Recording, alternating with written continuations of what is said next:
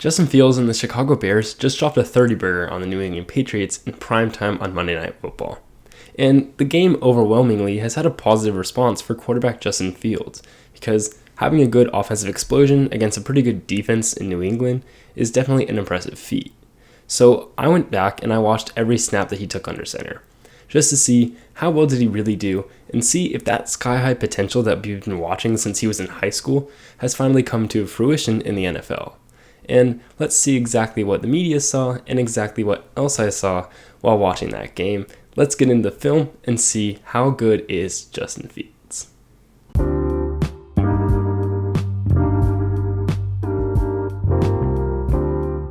What's up, guys?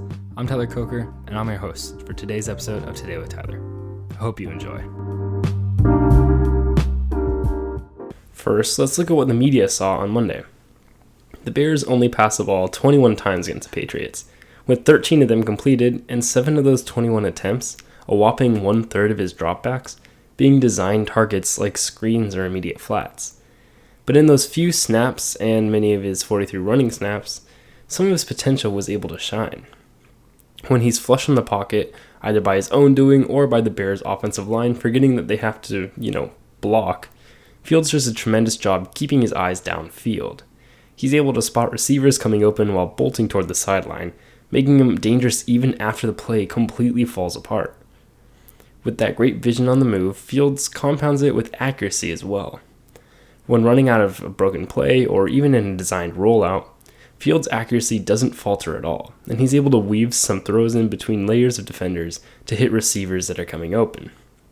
Fields also recovers very well from pressure, missing a free blitzer before completing for a first down, and ultimately just proving that pressure isn't the easiest way to get to him. And then, of course, he's also a great runner. Fields can scramble extremely well, whether it's designed or if he's just escaping pressure, and is extremely elusive and hard to bring down, especially when you add in his speed. Early in the game, Fields also had a couple plays that schemed open wide receivers, and he diagnosed the glaring holes in the Patriots' defense very well and, of course, executed those plays, which is a positive because he's not missing those wide open throws. Now, let's look at what else I saw in those 21 pass attempts on Monday night. First, I was concerned at how many manufactured receptions there were for the Bears. In the game where running dominated, Fields still had 1/3 of his pass attempts essentially taken from his hands. Typically, very high rates of manufactured receptions either echo a coach's system, like when looking at Ole Miss quarterbacks for those who watch my Matt Corral breakdown, or it means that the coaches really prefer to take the ball out of the quarterback's hands and put it into his playmakers, like how Oregon did just Justin Herbert.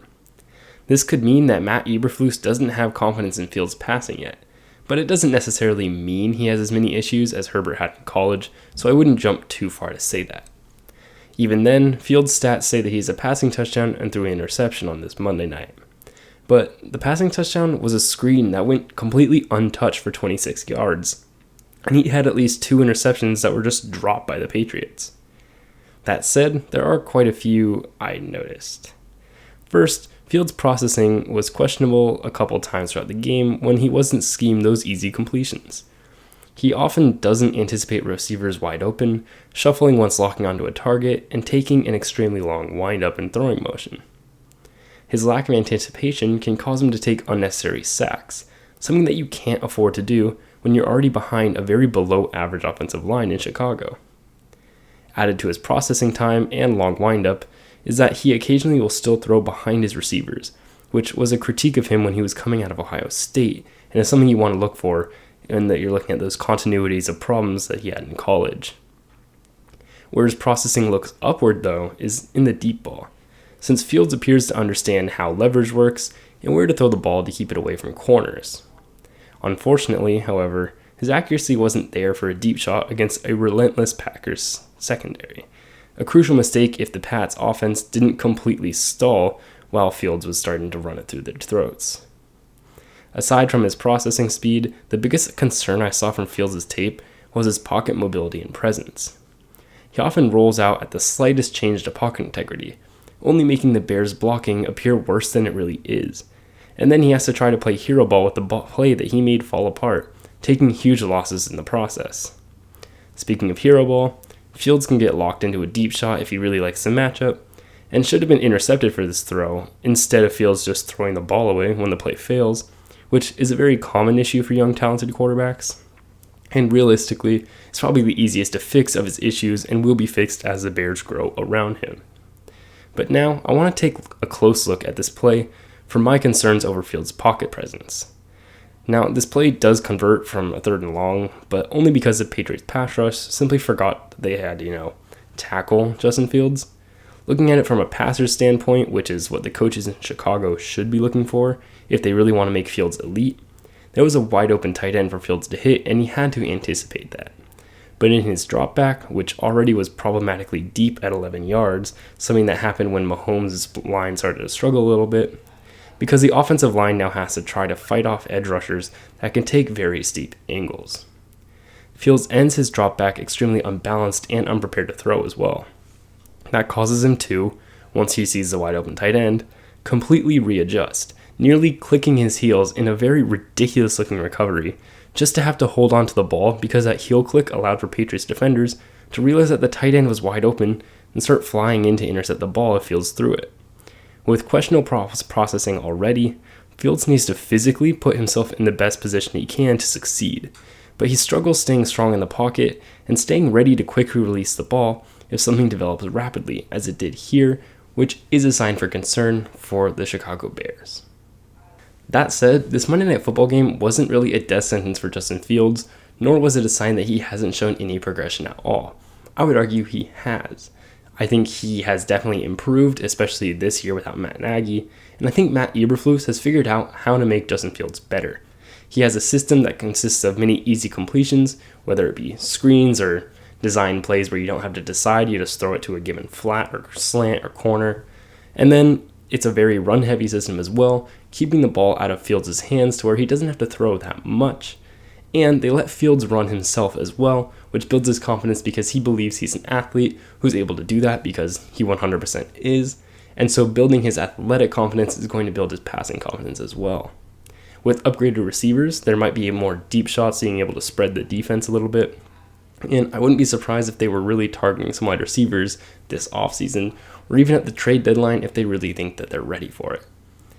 I think that system is very beneficial, and I saw one report saying so that report I believe I'm in complete agreement with.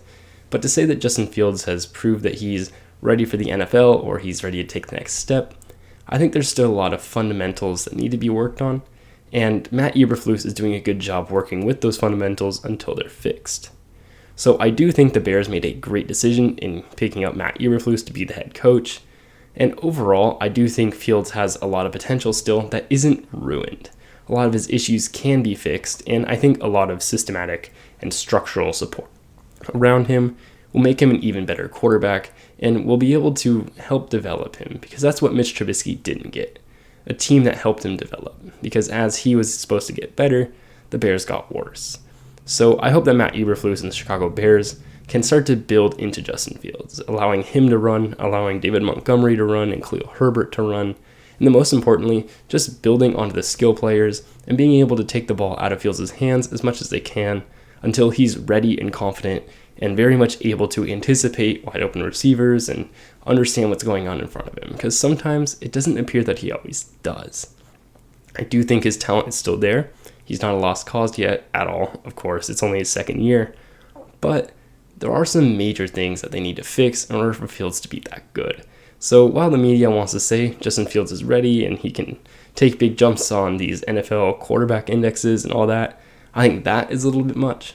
But the talent is there, and I think this game was a better reflection of Matt Eberflus and the coaching staff than it was for Justin Fields. So thank you for listening. I hope you enjoy. I look forward to seeing what Justin Fields can do, as well as the Chicago Bears, since they're kind of a surprise this year. And I look forward to seeing you next time. Thank you for listening.